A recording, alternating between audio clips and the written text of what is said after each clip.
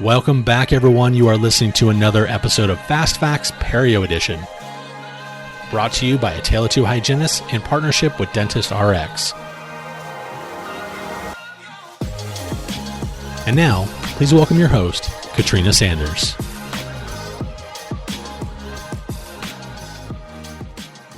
Hello, and welcome to Fast Facts Perio Edition. This week, we are continuing our conversation about anatomy, moving on to looking at how the anatomy of our hard tissue supports the attachment apparatus for, of course, our soft tissue. And that conversation begins by talking about the cementum. So we know that cementum is that layer of mineralized tissue, and the idea behind the cementum, of course, is we want it to cover the root of the tooth. Cementum itself is not as calcified as some of our other tissues in the body. And the idea behind this, of course, is the fact that as a layer of cementum is laid down, it only calcifies to a certain amount before the next layer of cementum is laid down, meaning that cementum is never fully calcified. That's where we get this concept that cementum is a relatively softer tissue of the hard tissues. Cementum is primarily laid down to permit the attachment of our periodontal ligament fibers into that root surface. And we all remember the term Sharpie's fibers from hygiene school, right? The idea behind Sharpie's fibers is that they are embedded into the cementum to allow for repositioning of the tooth in response, of course, to biting forces. One thing to remember about the cementum, it does not contain any nerves or any blood vessels.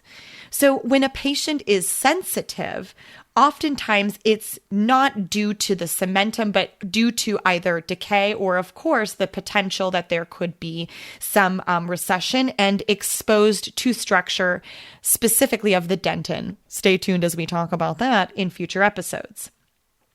Now, when we talk about cementum, one of the things that we specifically look at is the fact that cementum itself is not only soft, but also relatively permeable. It's a sensitive tissue. And because of that, it allows for bacterial byproducts and toxins to easily penetrate that cemental surface. The challenge is, remember, for a long time, we thought that that meant that we had diseased cementum, meaning that in order to treat periodontal disease, we had to intentionally remove that diseased cementum. It is now recognized, however, that toxins are actually not deeply penetrated into the root surface as once thought. Rather, that these toxins are loosely adherent and, of course, able to easily enter the bloodstream and circulate through the body. Stay tuned as we talk about that in future episodes.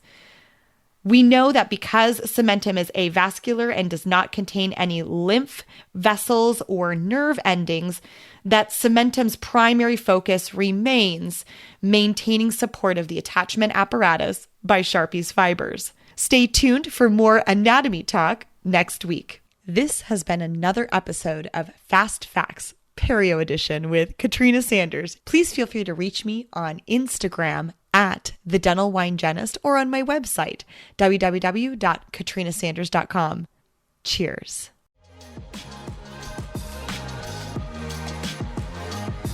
Thank you for listening to another episode of Fast Facts Perio Edition, brought to you in part by Dentist RX, makers of the IntelliSonic line of power brushes. Find out more by visiting their website at dentistrx.com. We'll see you next week for another Fast Fact.